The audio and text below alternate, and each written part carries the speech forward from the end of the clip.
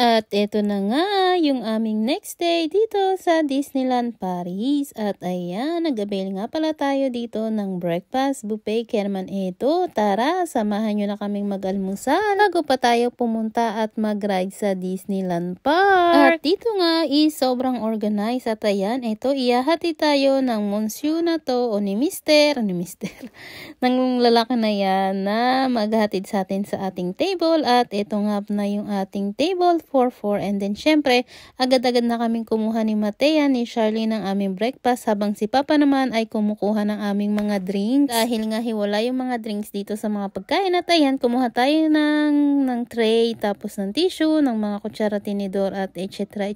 pa. At ito, naghahanap pa kami kung ano muna yung aming kukuhanin. At ito nga, may nakita kami mga Nutella, kaya naman ikinuha ko na rin si Charlene ng Nutella niya. Tapos dito ay merong mga Mickey Mouse head na waffle ba yan o pancake? Basta ayan, kumuha ang mama Taming para sa aking mga junakis. At ikot-ikot pa rin tayo para naman tayo ay makakakita pa kung anong pwede nilang kainin. At dito nga ay parang may nakita tong dalawang bata na to. Kaya eto, tara, kuha tayo ng bacon. Ayan, pero medyo tostado naman yung bacon nila, kaya hindi medyo masarap. At akala mo nga marami kang pagpipilian, pero hindi, pare-pareho lang din naman. Pero iba-iba lang ng station, pero pare-pareho lang din sila ng laman. Yan at yan lang din yung mga breakfast nila. Kaya nga sabi ko kay Mr. next time ay mag-breakfast naman kami sa ibang lugar at hindi na namin kuhanin tong complete pension na to. At ito, nakakita na naman si Ate Matea ng Mickey Mouse, kaya ayan, kumuha rin kami nitong cake. At pagkatapos nga nun is eto, kumuha naman si Ate Matea ng kanyang favorite na ham, kaya naman ayan, kumuha na rin tayo. Ano daw pa, ulit-ulit na lang. At ito nga palang hawak-hawak ko ay kay Charlene, at yan lang daw nga yung gusto niya. Pero guys, tingnan nyo naman yung plato ni Matea, punong-puno. At syempre, bumalik na rin ang mama Tamin para naman sa akin. At ayan nga, punong-puno rin yung plato ko. May itlog, may bacon, may sausage, may waffle, at merong beans. And pagkatapos nga namin kumain is andito na tayo sa bus para papunta na sa Disneyland Paris Park. Ayan, hinahatid nga pala at sinusundo kami ng bus dito sa park. Kaya naman talagang solve na solve. At ayan, maglalakad lang tayo ng medyo mahaba-haba para makapag-entrance na. At medyo nga hindi maganda ang panahon, medyo malamig, tsaka may ambon-ambon. Kaya naman ayan, naka-jacket tayo. Pero okay na rin yung ganito, wag lang yung sobrang init. Ay naku, mas lalong mahirap pagka sobrang init at sobrang ulan. At ayan, tara, papasok na tayo guys sa Disneyland Park. Bali, medyo nga pala silang Disneyland, tapos meron silang Walt Disney Park.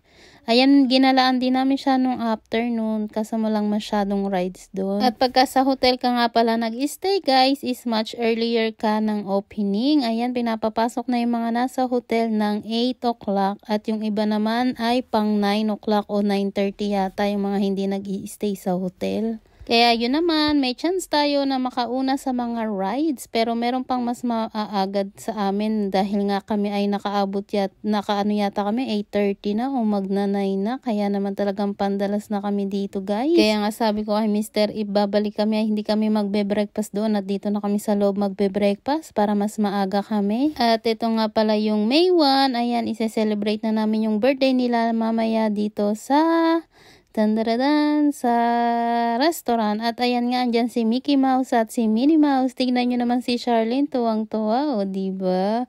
At ayan din si Ate Matea, sobrang happy. At ayan, tingnan nyo, hindi pa masyadong madaming tao, pero meron na talagang mga nauna sa amin dahil sobrang aga nga nila. At dito nga sa loob is dito nga sa loob ay marami rin namang makakainan, kaya siguro yung iba ay hindi nag-avail ng breakfast at diretso na nga dito sila sa Disney Park. At ayan, nakapila na tayo dito kay Dumbo, the Flying Elephant. At excited na kami at medyo mabilis nga yung pila dito dahil wala pa nga masyadong tao. At ito nga yung aming first ride ngayong umaga. At ayan, o diba ang aking birthday girl ay naka-Elsa.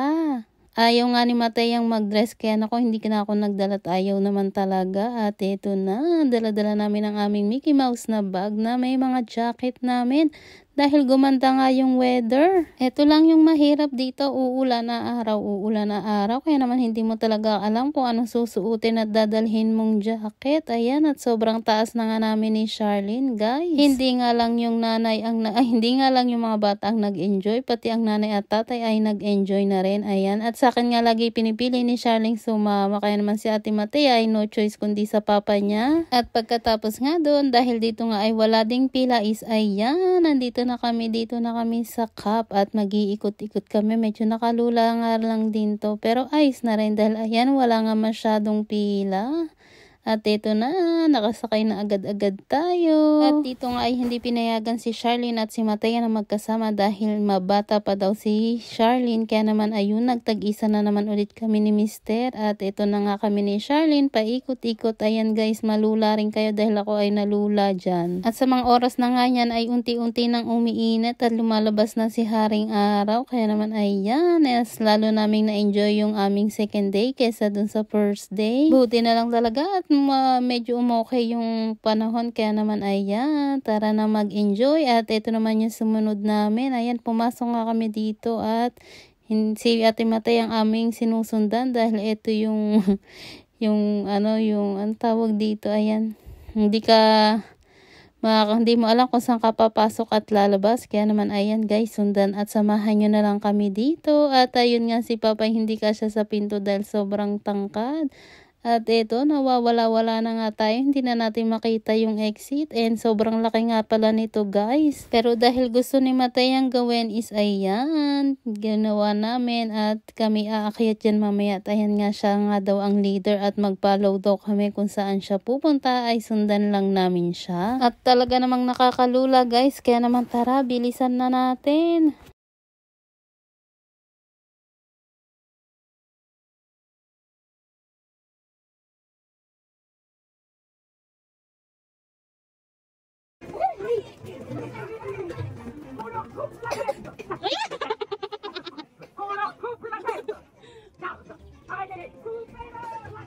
Kupin natin. Kaling pagdamit ang don't put the finger in the mouth.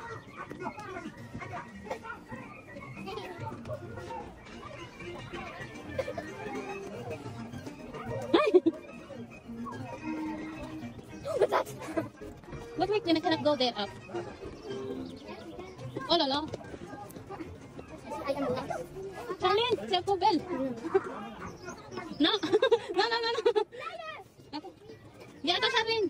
At eto nga, papasok na tayo at akyat na tayo dito sa taas. Eto't nahanap na nga ni Ate Matea kung saan kami pwedeng dumaan. Kaya naman ayan, sunod-sunod na lang tayo ngayon kay Ate Matea. At ayan, kita na natin. Ayan guys, malapit na tayo, malapit na. Konting-konti na lang. At ayan nga, nakapasok na rin kami sa wakas. At ang cute naman talaga guys, tingnan nyo din. Oh. Akyat lang naman tayo sa taas, tas makikita natin kung ano yung look niya sa baba. Tingnan nyo guys, sobrang haba nung aming nilakad doon at paikot-ikot. Tingnan nyo guys, pero sobrang ganda niya sa taas.